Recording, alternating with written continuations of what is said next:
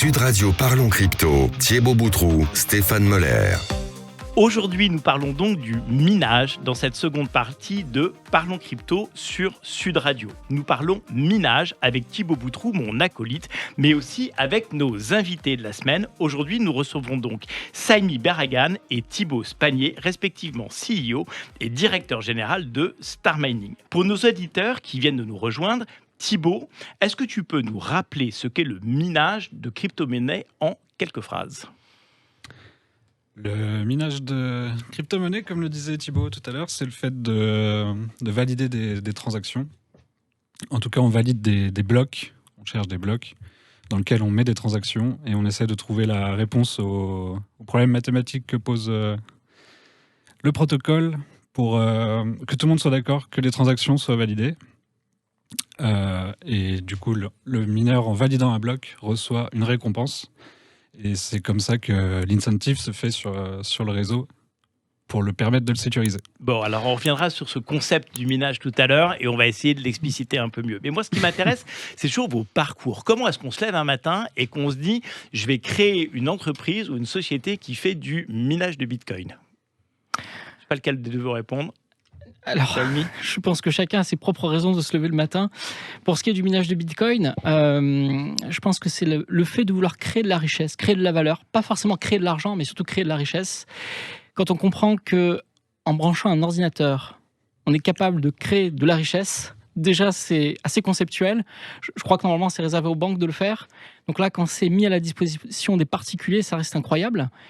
Tout le monde n'a pas la possibilité, le savoir-faire ou le temps ou l'énergie pour le faire. Et nous, on s'est lancé du coup dans la conception de machines capables de fabriquer de la crypto-monnaie avec une vision pour les particuliers, pour les entreprises, pour les fonds d'investissement. Et donc, comme ça nous passionne, nous, on a essayé de le rendre en tout cas passionnant pour les gens. Et comme c'est un petit peu générateur aussi de pouvoir d'achat, puisque je branche une machine, ça apporte des crypto-monnaies, bah du coup, mécaniquement, ça intéresse beaucoup de monde. Oui, parce que là, on parle du Bitcoin, mais ça marche pour des tas et des tas d'autres types de crypto. Absolument. Tout à l'heure, Thibaut a parlé de l'or dans la montagne. C'est une belle image, c'est pour ça qu'on parle de minage.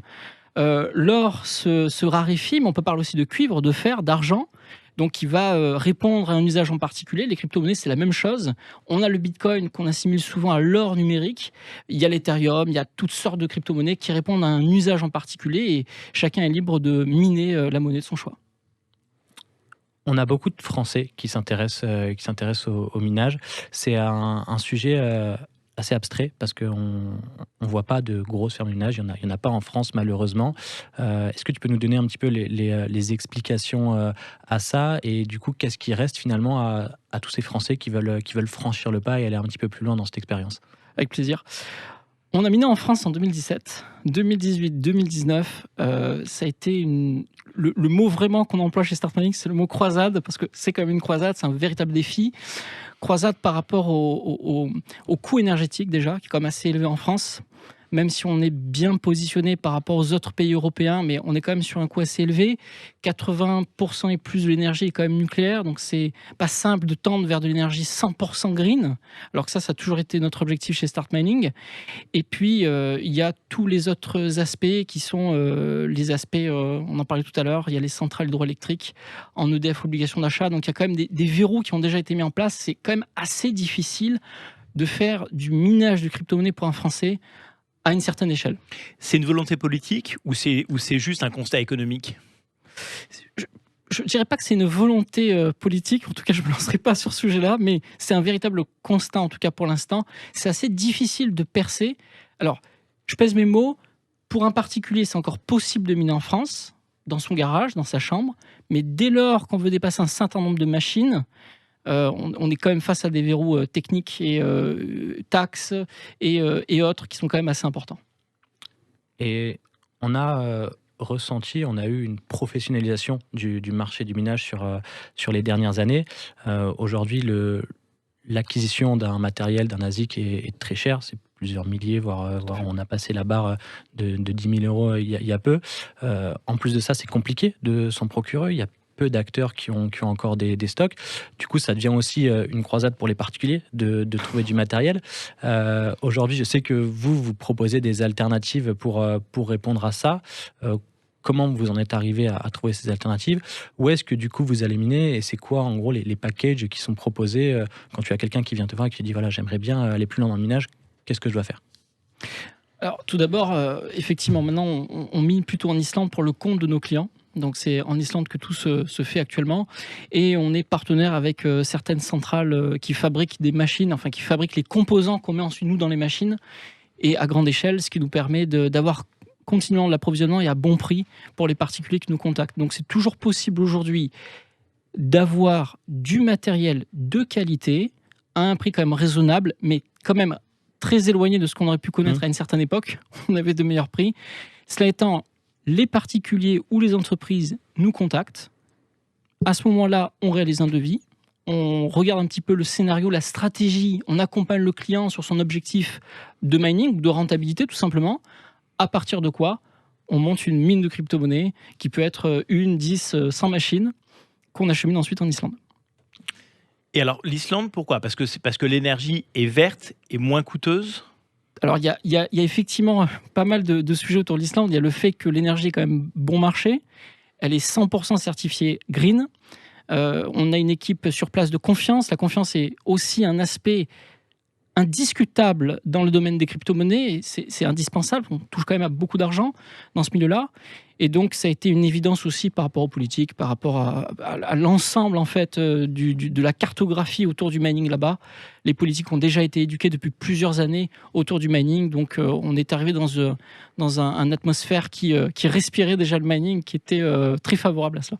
D'accord. Et d'un point de vue technologique, les choses... Alors, on a bien vu la dimension coût, la dimension prix, et on comprend bien que l'énergie, en fait, est la clé du minage. Hein. Il faut une économie, une énergie bon marché, et évidemment une machine bon marché, mais la machine, on la paye une fois, l'énergie, on la paye tous les mois. Donc, il faut et d'un point de vue de la technologie, les choses s'améliorent, s'empirent. Moi, j'ai entendu parler du hash rate. C'est quoi le hash rate? C'est la difficulté de calcul. Qu'est-ce que je peux attendre comme rémunération du minage du Bitcoin? Enfin, très concrètement, il va se passer quoi? Il va se passer quoi? Plusieurs questions dans votre question. Ouais. Par quoi commencer? Le hash rate. Allez. Le hash rate, c'est la puissance. On va parler que de Bitcoin parce que la proof of work et le mining, ça vient de Bitcoin. Ça fait entièrement partie de Bitcoin. C'est lui qui l'a inventé. Et on essaye avec des mots très très simples d'essayer de nous faire exposer ces concepts. Et du coup, le proof of work, juste pour revenir pour ceux qui nous écoutent, c'est le terme technique du minage de crypto-monnaie, la preuve de travail. La preuve de travail, voilà, c'est pour... la preuve de travail est demandée par le protocole pour valider ces fameux blocs de la blockchain. Donc Bitcoin n'est pas qu'une blockchain, Bitcoin est un ensemble de protocoles dont la preuve de travail en fait partie.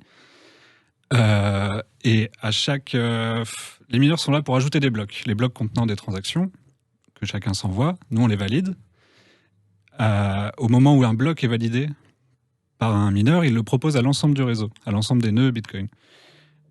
Si tout le monde est d'accord, que le nœud est valide, que les transactions sont bonnes, qu'il n'y a pas de double dépense ou de tentative de corruption du réseau, alors le mineur est récompensé de, aujourd'hui, 6,25 bitcoins pour une validation d'un seul bloc. Ça fait 300 000 euros.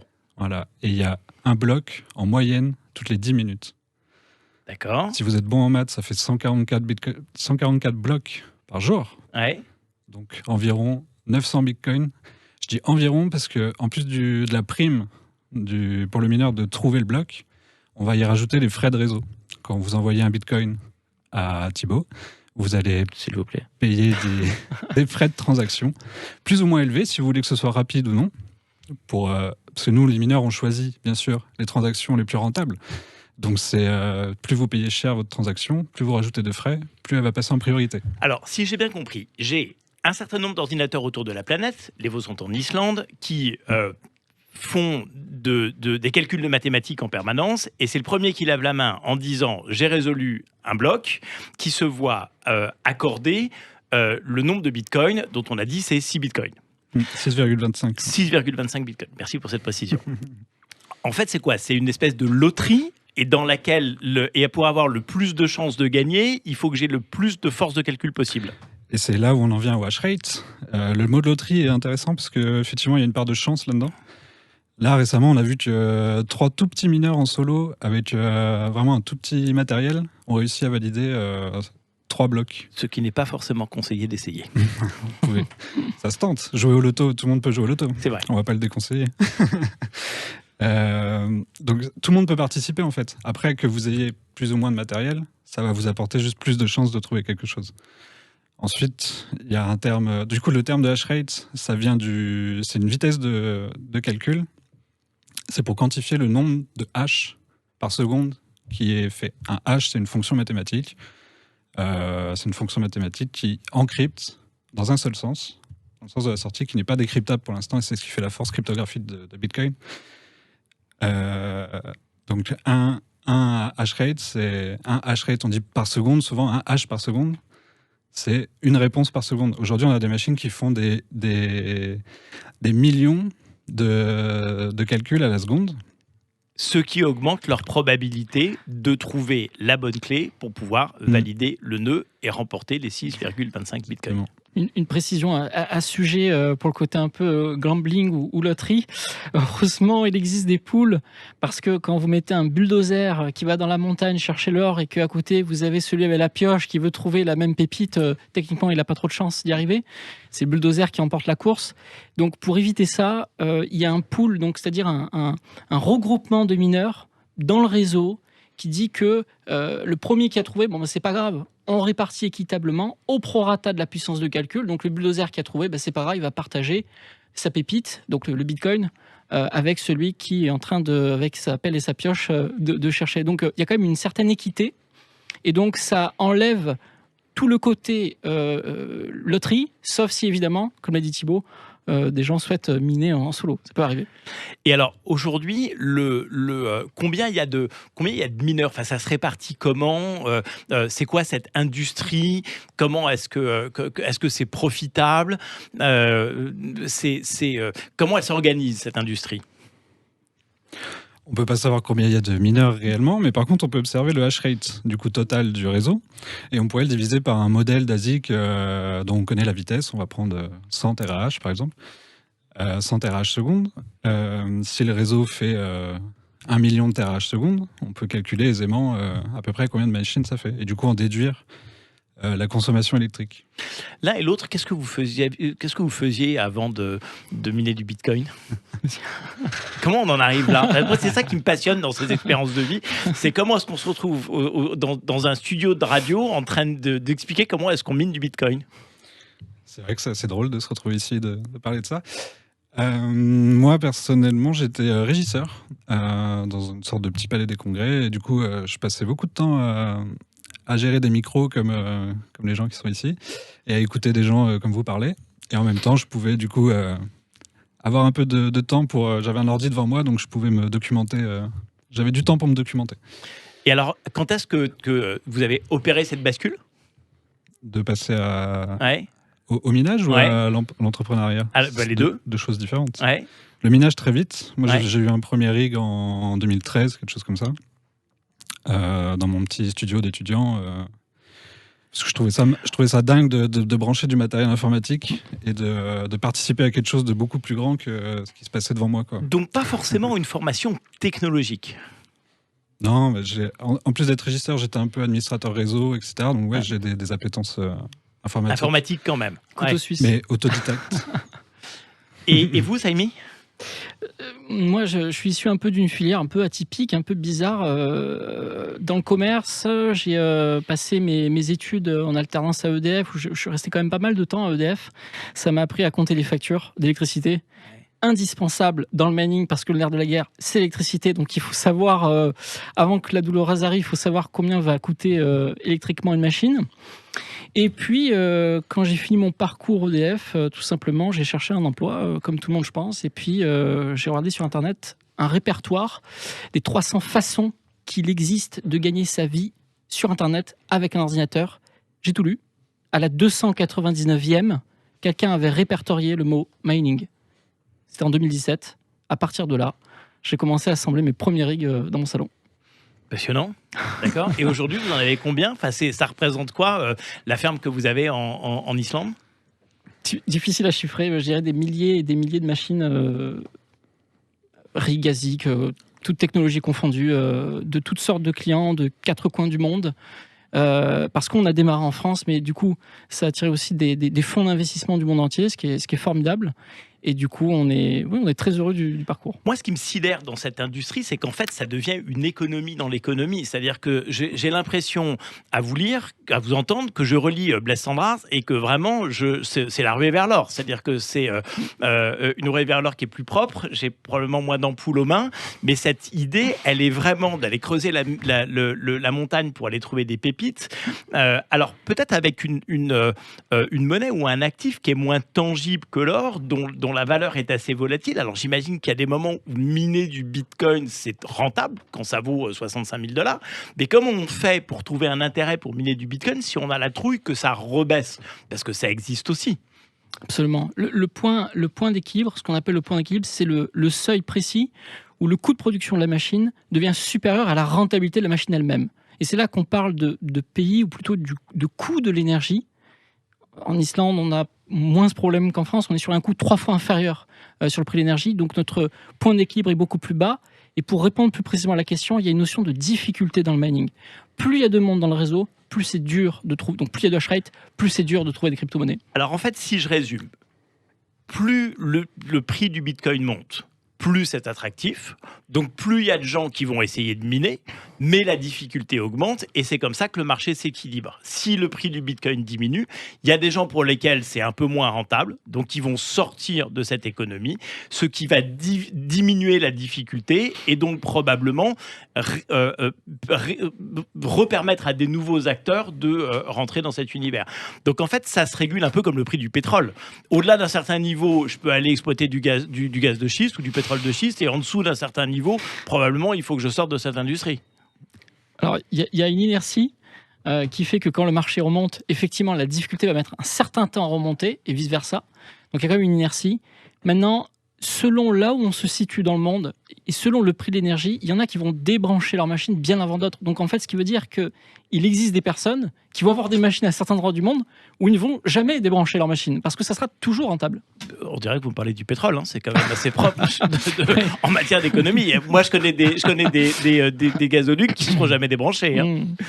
Bon, merci beaucoup de cette émission Tous à sa fin. Une conclusion, Thibaut? Ouais, on peut rajouter un petit point qu'on n'a pas évoqué au niveau de la transparence aussi du réseau, ce qui fait que le réseau s'autorégule, entre guillemets.